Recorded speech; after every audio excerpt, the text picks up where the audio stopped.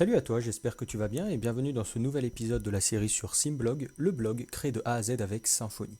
Aujourd'hui, ce qu'on va faire, c'est qu'on va tout simplement voir ensemble comment mettre en place le système de tag. Donc système de tag qui concrètement se veut ici comme le système d'étiquette.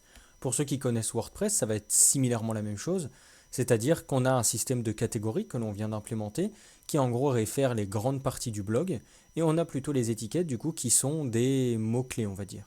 Si par exemple pour un blog qui parle de, je ne sais pas, de développement par exemple, on pourrait très bien ici mettre des catégories comme PHP, Symfony, JavaScript, React, etc. Et les tags, ce seraient plutôt des trucs très pointilleux, comme par exemple namespace, classe, attribut, etc., etc. Donc concrètement ici, déjà ce qu'on va faire, c'est compléter notre Trello. Alors, on avait mis en place les tests pour la partie catégorie, du coup ça c'est bon. Et maintenant, on va s'attaquer à la partie étiquette, donc la partie des tags. Concrètement, ici, ce qu'on nous dit, c'est qu'au niveau des étiquettes, le système sera similaire. Du coup, ça va être la création de l'entité, relier les entités, mise en place des fixtures, mise en place du coup de la vue. Ça, on l'a oublié, mais c'est pas grave. On va copier-coller. Hop. On va mettre représentant les étiquettes. On va mettre ça là. Et la fameuse les fameux tests. Du coup, on va commencer à faire ça. Hop. Et je vais directement venir ici dans le code. Déjà, la première chose qu'on nous dit, c'est concrètement que ça va être exactement la même chose que catégorie. Du coup, concrètement, on serait tenté de faire un gros copier-coller et de créer ici un nouveau fichier en disant tag.php, de faire un gros CTRL-V, de faire un CTRL-H et de remplacer tout ce qui concerne du coup les catégories par tout simplement les tags. On pourrait concrètement faire ça. Ça poserait aucun souci et du coup, concrètement, la seule chose qu'il faudrait changer ici, c'est tag post. Et ici, inverse by tags. Et du coup, dans post, on aurait simplement ici à copier-coller, hop, catégorise par tags, mettre ici tag, et ici, laisser post. Concrètement, on a juste également à faire ça, hop. Et on a simplement à copier-coller les getters et de quoi ajouter et supprimer l'intérieur. Donc là, on va mettre get tags. Là, ça va être tags. Là, ça va être add tag. Donc, on attend ici un tag. Du coup, ici, ce ne sera pas une catégorie, mais un tag. Là, ce sera tag, tag, tag, tag, tag. Là, ça va être remove tag, tag. Hop, tag. Et on va y arriver, tag. Concrètement, ici, si je fais une migration, il n'y a rien qui change en fait. La seule chose peut-être qui nous poserait problème, mais encore une fois, ça va être juste une histoire de copier-coller, c'est le repository.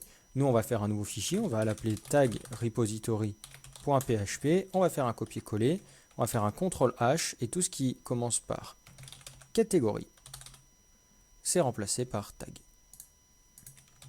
Concrètement, si on fait ça, on n'aura pas de problème.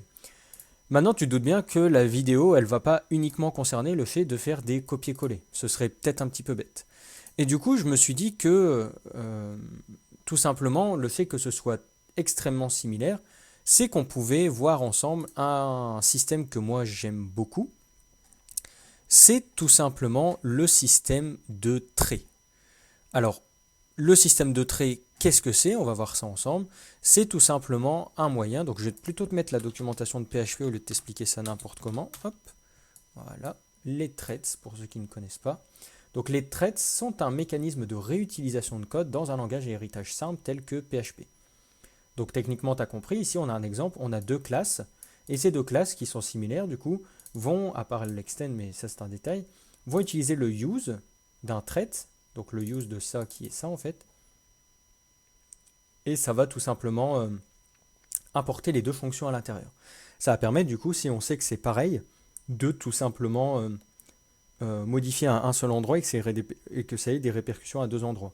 Dans notre cas, si on a un trait qui est utilisé par catégorie et tag, si on modifie par exemple le name, comme on sait que c'est similaire, techniquement, ce sera beaucoup plus simple à maintenir sur le long terme.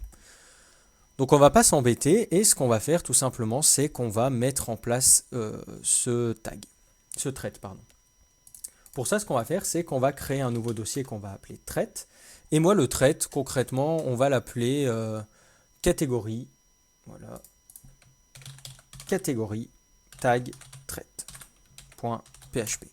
Alors concrètement, comment on fait un thread? C'est comme une classe en fait. On crée ici les balises PHP, donc ça pas de surprise.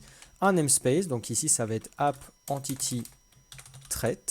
Donc moi je le mets dans entity parce que ça concerne que mes entités, mais si tu veux créer un répertoire à la racine dans source directement, libre à toi. Ensuite ici on fait un thread et le thread ça va être catégorie tag thread. Une fois qu'on a fait ça, concrètement, on va importer ici tout ce qui est, commun entre tag et catégorie. Bah, concrètement, tout ce qui est commun, c'est tout ça. Du coup, on importe ça. Pourquoi on n'importe pas post? Tout simplement parce que là, c'est pas commun aux deux, étant donné que les deux auront des tables de jointure avec des noms différents et que c'est des relations, tout simplement. On ne va pas importer des relations dans le thread. Du moins, moi, je ne l'ai jamais fait, mais dans notre cas, du coup, il ne faut surtout pas faire ça. Du coup, on va mettre ça là. Et puis, bien sûr, après, il va falloir importer les différents imports, mais ça, on fera ça juste après. On peut également, du coup, s'amuser à importer ici le pré-persist. Hein. C'est quelque chose, du coup, qui va être utile. Alors, je vais importer le pré-persist. Hop. On va plutôt, du coup, importer... ouais, non, c'est ça que je voulais faire. Voilà, le construct, je ne le trouvais plus, mais il est au-dessus, c'est normal. On va importer ça. Hop. Et on va laisser ça là. On va concrètement ici coller. Hop. Et là, du coup, dans catégorie, on va pouvoir tout supprimer. Hop. Et on va également supprimer tout ça jusqu'au getter des posts. Hop. Une fois qu'on a ça, tu comprends concrètement du coup que c'est beaucoup plus simple à lire. Déjà, il y a moins d'informations. Et la seule chose que l'on a à faire ici, c'est d'utiliser use catégorie tag thread. Et le fait de mettre ça, du coup, ça va tout simplement importer tout ce qui se trouve au sein de notre thread. Donc jusque-là, il n'y aura pas de problème. La seule chose qu'on a à faire, du coup, c'est régler le système d'import. Du coup, on va supprimer ça. Ça, on va plutôt le prendre, du coup, pour notre thread ici. On va supprimer ça. Également, on va vouloir prendre ça et ça. On va mettre ça juste au-dessus. On va supprimer Slugify. Et techniquement, au sein de notre thread, on est bon. On va juste supprimer les imports inutiles ici. Donc celui-là, celui-là et celui-là. Donc concrètement, tu vois que du coup, avec le thread, comme je le disais juste avant, c'est beaucoup plus lisible. Par exemple, ici, on arrive, on voit qu'il y a la classe catégorie et on se dit, voilà, du coup, les catégories, il y a une relation avec les posts, il y a les getters et setters, le toString, et ça s'arrête là. Et encore que le toString, on pourrait clairement le mettre ici dans le catégorie thread également. La seule chose que le thread va faire concrètement, c'est simplement qu'à la place du use catégorie tag thread, il y aura tout le contenu du thread à l'intérieur. Donc au final, il n'y a pas d'histoire d'extend, etc. C'est simplement, on va dire, un moyen d'inclure du code que l'on veut réutiliser dans différentes classes. Donc jusque-là, techniquement, on est bon. Une fois qu'on a fait ça, ce qu'on peut faire, du coup, c'est vérifier qu'il n'y a pas de problème, parce qu'on les connaît, les copier-coller un peu foireux quand je développe. Techniquement, il ne devrait pas y avoir de soucis. Je dis ça à chaque fois il y a un problème, mais bon, on va voir du coup s'il y a un problème. Et du coup, au niveau des postes, on avait bien mis en place le système du coup de tag. Donc ça, c'est parfait. Une fois qu'on a fait ça, concrètement, la seule chose que l'on a à faire ici, c'est faire un make migration. Et là, il nous dit qu'il y a un succès. Donc déjà, il n'y a pas de problème d'import, sinon ça aurait tout cassé. Et on va regarder ici ce qu'il nous dit. Donc déjà, la première chose que nous, on veut faire, c'est supprimer la table Messenger, qu'on réglera un jour. Donc on va supprimer ça. Et là, on voit du coup qui crée la table tag, la table tag post. Du coup, ça nous plaît pas trop. On va ici supprimer. Et ce qu'on va faire, c'est qu'on va tout simplement aller dans tag et on va mettre tags post. Vu qu'ici, c'est au pluriel, on va suivre la logique. Donc, ce qu'on va faire, c'est recréer la migration. On va resupprimer la table Messenger et la supprimer juste ici. Donc là, on voit concrètement qu'en up, qu'est-ce qu'il nous a fait? Il nous a simplement créé la table tag, il nous a créé la table tags post, et ensuite, il a simplement ajouté les clés étrangères du coup dans les deux tables, qui sont à la fois du coup la clé étrangère de l'ID du tag et le post du tag qui eux-mêmes du coup forment des clés primaires couplées. Je ne sais plus comment on appelle ça, des clés primaires doubles ou peu importe.